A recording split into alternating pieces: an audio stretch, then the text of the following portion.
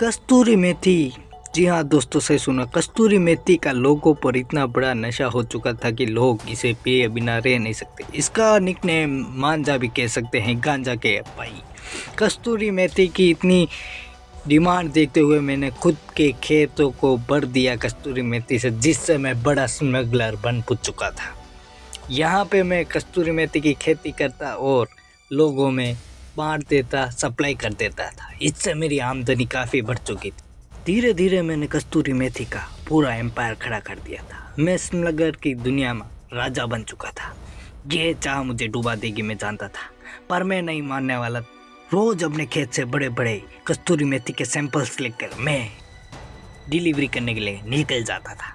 Delivery दौरान मैं अपने खुद ना फंसूँ इसलिए अपने मित्र को भी साथ में ले लिया करता था, जिससे वो भी फंस जाए और मुझे सुकून मिल जाए। इसलिए मैं कस्तूरी मेथी बेचता रहा और खुश होता रहा। दोनों ने मिलकर कस्तूरी मेथी का धंधा बहुत आगे बढ़ा। मैं दिन भर मेहनत करता कस्तूरी मेथी के लिए। ऐसे ऐसे सैंपल स्टॉक कर मैं ग्राहकों के पास जाता था।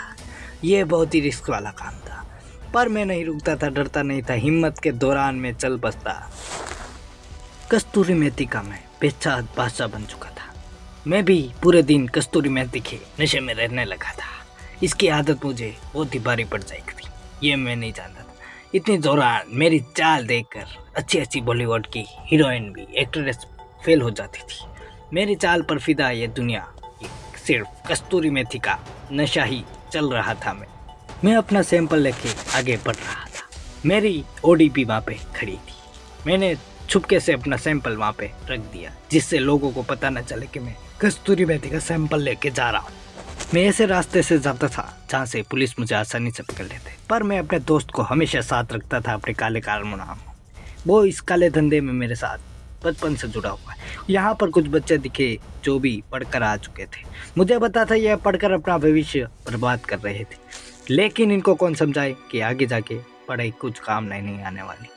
बच्चे कैमरे के सामने शर्मा रहे थे, पर एक बच्चे का यूट्यूबर मन से जाग चुका था। वो यूट्यूबर बन चुका था। ये आप यूट्यूब चैनल को सब्सक्राइब करें, लाइक करें, फॉलो करें। धन्यवाद। और सभी जने आ जाए बैट बॉल लेकर हमारे वाडिया में आ जाए।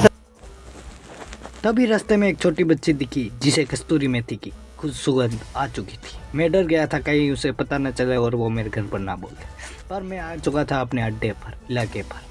यहाँ पर मैं अजब तरीके से स्कूटी ले जाता था जहाँ से लोगों को शक ना हो।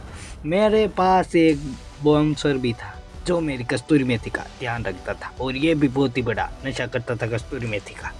पर यह भी चकनाचूर था, क्या कर सकते हैं, मजबूर था। मैं अपने बाउंसर की निगरानी में मैं कस्तूरी मेथी छुपाने लगा था। मैंने ऐसी रहस्यमय जगह बनाई थी जहाँ पर लोग आसानी से पहुँच सकते थे। यही मेरा तजुर्बा था, यही मेरा हुनर था। कस्तूरी मेथी छुपाने के लिए मैं ताला लगाता था और चाबी कहीं छुपा देता था। ऐसी चाबी छुपाता था कि यूट्यूब के सारे वीडियोस में मेरी चाबी दिख जाती थी। लोग आसानी से पहुंच सकते थे, पर मैं डरता नहीं था। यही रहा सफ़र मेरा कस्तूरी मेथी का धंधा, काला धंधा और खेत मेरे